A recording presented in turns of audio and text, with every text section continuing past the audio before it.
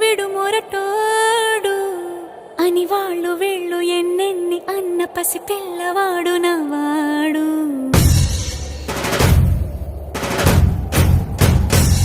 విడు ముండోడు అని ఊరు వాడ అనుకున్న గాని మహారాజు నాకు నవ్వాడు.